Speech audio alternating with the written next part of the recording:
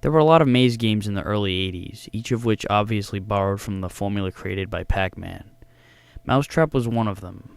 It came out in the arcades in 1981, and 1 year later it was ported to several home consoles, including the Atari 2600. You'll control a mouse around a maze, avoiding cats and eating up little blocks of cheese with the ultimate goal of clearing the maze. Sound a bit familiar? So yeah, it definitely didn't win Most Innovative Game of the Year or anything, but it added some of its own ingredients to the mix, like these blocky X-shaped things that are supposed to be dog bones.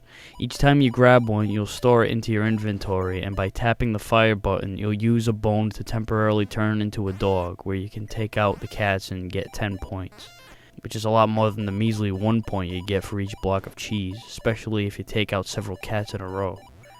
The cats you kill will momentarily be sent into one of these enclosed areas before returning to the maze. You can store a maximum of 4 bones at a time, which is a pretty decent amount, but you still don't want to get too trigger happy with them. You're better off saving them up and then using one on your way to picking up the next one. A cool feature are the walls you can move. By holding down on the button, you can flip the position of the blurry parts of the wall, which can block a cat out of your way and or give you a makeshift escape pod.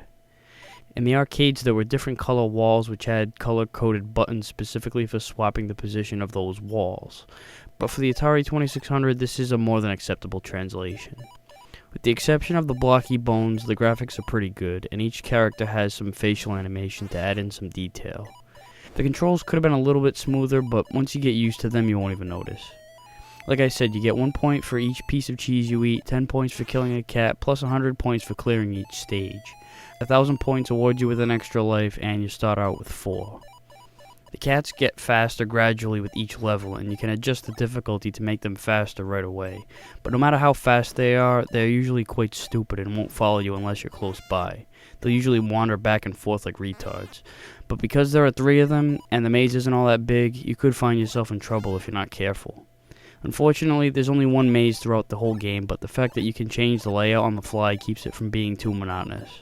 On the whole, Mousetrap is a fun game. It's not the most original game in the world, but it's definitely one of the more intricate maze games you'll find on the Atari. A one brown mouse sitting in a cage.